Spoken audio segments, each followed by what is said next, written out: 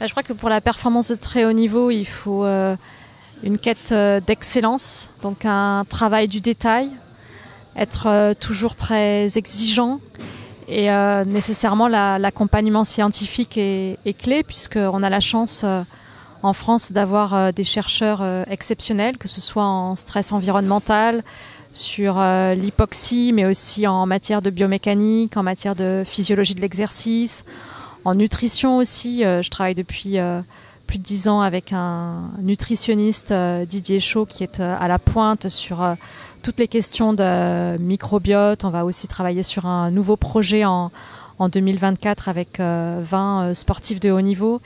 Je crois que c'est important aujourd'hui. Il faut prendre le train en marche puisque les autres nations sont, pour certaines d'entre elles, déjà en avance. Donc il faut pas rater le coche. Et puis il faut que nous aussi on puisse accompagner nos athlètes grâce à la science. Oui, c'est intéressant d'échanger avec des personnes qui évoluent dans d'autres sports.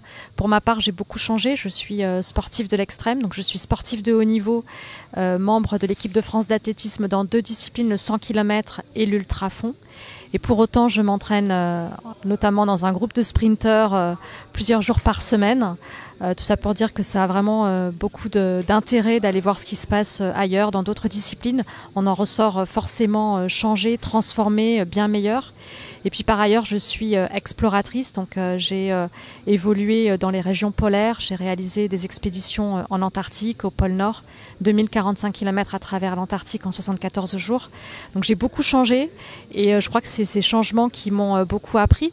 Donc une après-midi comme aujourd'hui, une journée comme aujourd'hui, où on peut rencontrer à la fois des spécialistes et des chercheurs, des encadrants de la Fédération française de badminton, mais aussi de breakdance, le parasport, l'athlétisme. Vraiment, quand on ressort d'une telle journée, on est forcément boosté parce qu'on voit ce qui se passe ailleurs.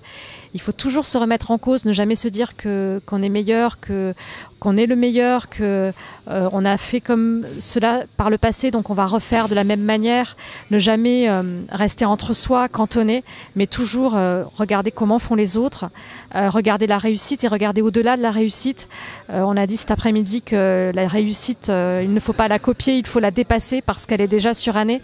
Donc il faut toujours aller plus loin. La réussite d'aujourd'hui n'est pas celle de demain. Demain, les performances seront meilleures et c'est vers demain qu'il faut regarder.